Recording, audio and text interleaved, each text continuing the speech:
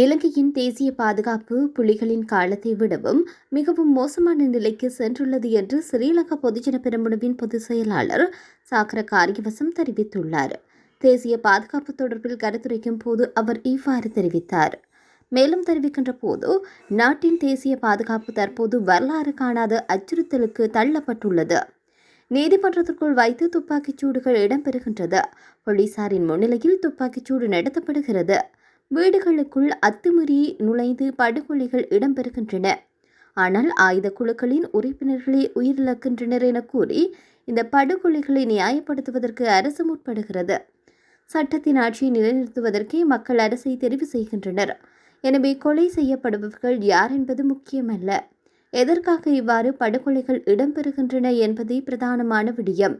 எதிர்கருத்துக்கள் உடையவர்கள் கட்டுப்படுத்த முடியாத போது அவர்களை படுகொலை செய்துவிடும் ஆட்சியை பாசிசவாத ஆட்சி என்று அழைப்பார்கள். ஆதலால் இலங்கையில் தற்போது இடம்பெற்று வரும் ஆட்சி தொடர்பில் எமக்கு பெரும் அச்சம் ஏற்பட்டுள்ளது. ஏனெனில் புலிகளின் காலத்தில் கூட இவ்வாறான சம்பவங்கள் இடம்பெறவில்லை என்று தெரிவித்தார். இதேவேளை புலிகள் பயன்படுத்திய பாரியளவிலான நிலக்கீழ் பதுங்கு குழியை தோண்டும் நடவடிக்கை 9ஆம் திகதி அன்று காலை 10:30 மணியளவில் முல்லைத்தீவு புதுக்குடியிருப்பு பகுதியில் ஆரம்பிக்கப்பட்டிருந்தது. 8ஆம் வட்டாரம் மந்துவில் கிராமத்தில் உள்ள தனியார் காணியொன்றில் போரின் முன்னர் புலிகளின் தலைவர் மற்றும் தளபதிகள் பயன்படுத்தினர் என்று கருதப்படும் நிலக்கீழ் பதுங்கு குழியை தோண்டும் நடவடிக்கை புதுக்குடியிருப்பு போலீஸ் நிலைய பொறுப்பதிகாரி ஹெரத் தலைமையில் ஆரம்பிக்கப்பட்டிருந்தது. இந்த நிலையில் 2009ஆம் ஆண்டு போருக்கு பின்னர் குறித்த காணியில் கன்னிவெடி அகற்றும் இராணுவத்தினர் நிலை கொண்டிருந்தனர். போரின் குண்டு தாக்குதலினால் பதுங்கு குழியின் வாயில்கள் மூடப்பட்ட நிலையில் அதனை மக்கள் பொருட்படுத்தவில்லை. இந்த நிலக்கீழ் பதுங்கு குழி சுமார் 20 அடி ஆழத்தில் அமைக்கப்பட்டுள்ளது. இந்த நிலக்கீழ் பதுங்கு குழியில் புலிகளின் தங்கமோ அல்லது ஆயுதங்களோ புதைக்கப்பட்டிருக்கலாம் என சிலர் வீட்டின் உரிமையாளர்களுக்கு தெரியாமல் நிலத்தை தோண்டும் நடவடிக்கையை முன்னெடுத்திருந்தனர். அதன் பின்னர் புதுக்குடியிருப்பு போலீசார் அந்த பகுதியை பார்வையிட்டு நீதிமன்ற நடவடிக்கையை முன்னெடுத்திருந்தனர். முல்லைத்தீவு மாவட்ட நீதவான் நீதிமன்றத்தில் வழக்கு தொடரப்பட்டு 9ஆம் திகதி குறித்து நிலக்கீழ் பதுங்கு குழியை கிராம சேவையாளர் விசேட அதிரடிப்படையினர் கொண்டு செலுக்கும் பிரிவினர் போலீசார் உள்ளிட்ட அதிகாரிகள் சம்பவ இடத்திற்கு அழைக்கப்பட்ட நிலையில் குறித்த பகுதியில் கனகரக இயந்திரம் கொண்டு துப்புரவு பணிகள் முன்னெடுக்கப்பட்டிருந்ததுடன் நிலக்கீழ் பதுங்கு குழியில் நீர் நிரம்பி காணப்படுவதனால் அதனையும் வெளியேற்றும் நடவடிக்கை முன்னெடுக்கப்பட்டிருந்தது.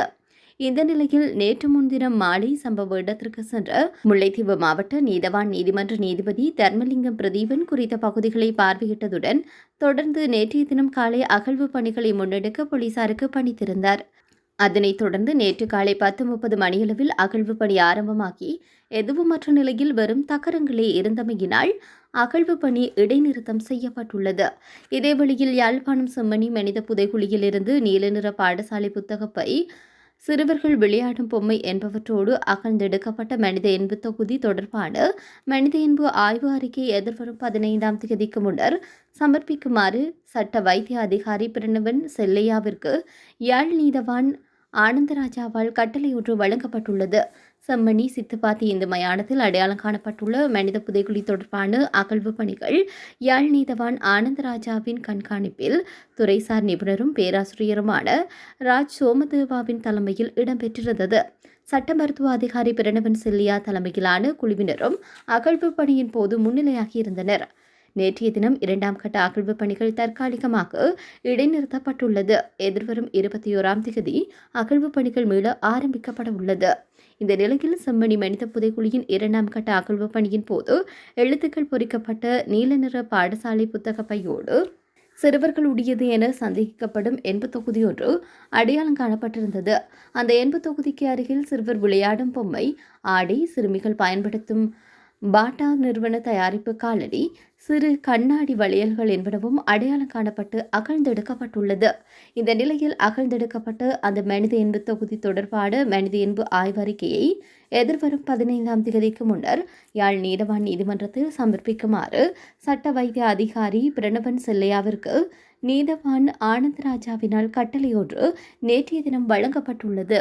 இதேவேளையில் இலங்கை உட்பட வளர்முக நாடுகளிலிருந்து பிரித்தானியாவிற்கான இறக்குமதியை இலக்குப்படுத்தும் வகையில் புதிய வர்த்தக நடவடிக்கை தொகுப்பை பிரித்தானிய அரசாங்கம் அறிமுகப்படுத்தியுள்ளது. ஆடைகள், உணவுப் பொருட்கள், மின்னணுவியல் சாதனங்கள் போன்றவை இந்த சலுகையின் கீழ் வரும் பொருட்கள் பட்டியலாக இருக்கிறது. இதன் மூலம் அந்த நாடுகள் பிரித்தானியாவிற்கு சுங்க வரியின்றி அறிமுகமான பொருட்களை ஏற்றுமதி செய்யலாம் என பிரித்தானிய வணிக மற்றும் வர்த்தகத்துறை தெரிவித்துள்ளது. இந்த திட்டம் வளரும் நாடுகளின் பொருளாதார வளர்ச்சியை ஊக்குவிப்பதோடு பிரித்தானியாவிற்கான வர்த்தக உறவுகளை வலுப்படுத்தும் என எதிர்பார்க்கப்படுகிறது. இலங்கை உட்பட பல நாடுகளுக்கு எதிராக அமெரிக்கா இறக்குமதி வரியை அறிவித்துள்ள நிலையில் பிரித்தானியாவின் இந்த அறிவிப்பு வெளியாகியுள்ளமை குறிப்பிடத்தக்க விடயமாக இருக்கிறது.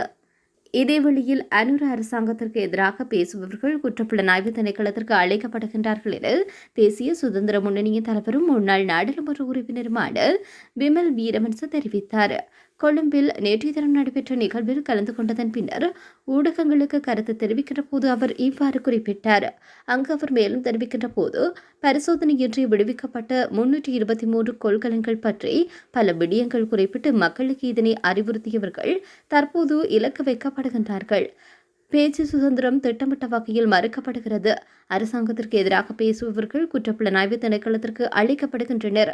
முறையற்ற வகையில் விடுவிக்கப்பட்டுள்ள கொள்கலன்கள் தொடர்பில் ஊடக சந்திப்பில் குறிப்பிட்ட விடயத்திற்காக கொழும்பு குற்றத்தடுப்பு திணைக்களத்திற்கு அழைக்கப்பட்டிருந்தேன். அங்கு சென்று வாக்குமூலம் அளித்தேன். சிவப்பு முத்திரை பதிக்கப்பட்ட பெரும்பாலான கொள்கலன்கள் எவ்வித பரிசோதனைகளும் இன்றி விடுவிக்கப்பட்டமை பாரதூரமானது என்று நாங்கள் குறிப்பிட்ட விடயத்தை ஜனாதிபதியினால் நியமிக்கப்பட்ட குழுவும் குறிப்பிட்டிருக்கிறது. அத்துடன் கடந்த ஜனவரி மாதம் சுங்கத்தினால் இயல்பாகவே கொள்கலன்கள் விடுவிப்பில் நெரிசல் ஏற்பட்டதா அல்லது திட்டமிட்ட வகையில் நெரிசல் ஏற்பட்டதா என்பதில் சந்தேகம் உண்டு என்றும் குழு தன்னுடைய அறிக்கையில் குறிப்பிட்டுள்ளது. இதனையே நாங்களும் குறிப்பிட்டோம். குழுவின் பரிந்துரையின் பிரகாரம் ஜனாதிபதி எடுக்கும் நடவடிக்கைகள் என்னவென்பதை வெளிப்படுத்த வேண்டும். அரசாங்கத்தின் முறைகேடான செயற்பாடுகள் இறுதியில் அரசு அதிகாரிகள் மீது சுமத்தப்படுகிறது. கொள்கலன்கள் விடுவிப்பு விவகாரத்திலும் இதுவே நேர்ந்துள்ளது என அவர் தெரிவித்திருக்கின்றார்.